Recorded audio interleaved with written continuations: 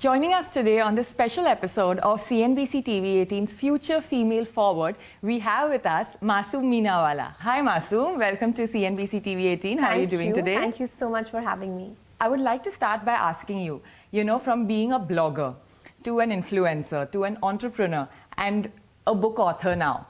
Tell us about your entire journey. It's very inspiring. Can you shed some light on it? So I actually started creating content when I was 18 years old with a blog. This was the pre-Instagram era. Right. And unfortunately, I think it was very early in the content creation ecosystem. It was very hard to monetize it and actually make it a business, which is when I started my e-commerce startup. And I think at some point I realized the power of content and the power of community, and I went back to the business of content creation. Right. And, talking about your book, She'll Never Make It, it aims on, telling people about how to achieve success for that matter. So what inspired you to start and, write about this book? What was the inspiration behind it? I think the inspiration was that, like the book says, it says the book title is She'll Never Make It. And that is something I've heard all throughout my life. Yeah. And Zenia, if I had to ask you this question, I think you might agree. Absolutely, absolutely. I think women, especially in India, have heard so much of "Ye nahi kar payegi," you'll never make it. Can you give us an instance? Of course. And I think what happens is when we keep hearing it, it becomes our truth. Yeah, when it's actually not the truth, it somehow just becomes a truth that our subconscious mind takes in and begins to believe. I couldn't give you one instance. I think I could give you a million instances.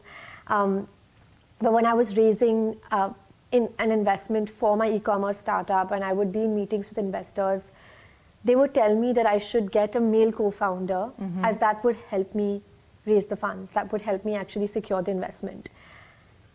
So at every point in life, I've been told that I'm not enough, or my dreams are too big, or I won't be able to do it, especially not without a male counterpart. Even this book, so the idea of this book actually came to me first 7 years ago.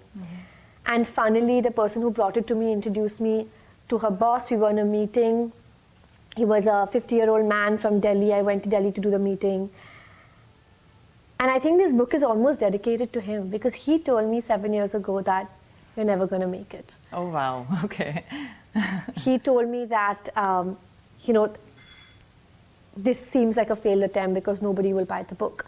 Nobody will buy a book that such a young girl has written. What would she really know about life? And I think even when I started my content creation journey, there have been so many questions. There's been so much doubt. It's not a story of success.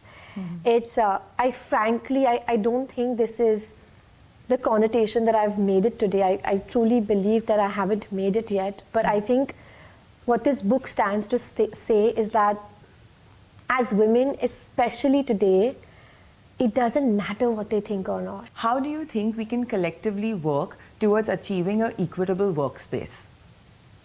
I think fortunately for some and unfortunately for some, we don't live in a male-dominated society anymore. I think women are more and more owning their power. Right. And I think it's important that women and men alike in these leadership roles can actually turn to uplift the women who haven't been able to embrace it yet, right? I do think there's a certain section of society that today is receiving equal opportunity in the workspace. But I think there is so much more work that needs to be done in terms of opportunity, in terms of acceptance, in terms of respect. I think especially just becoming a mother recently as well, I think there is so much disparity about women returning to the workforce after becoming a mother. Yeah. And this is something that requires to be changed in mind shift. I think it's a mental shift that needs to occur, because I truly believe... It's a very conscious approach people need to take, right? It's a very conscious approach. I think the mindset needs to shift, because today when I'm doing my interviews and I see a mom of two, I think that woman is so much more equipped than anyone else in the world to be multifaceted, to be more multitasking, to be more brave, to be more courageous, to be a risk taker at work, and most importantly, to be a team player. If you're a team player at home, you're going to be an even better team player at work. And I think we need to switch the lens in looking at motherhood as a strength today in the workforce versus being a weakness which is looked at as today.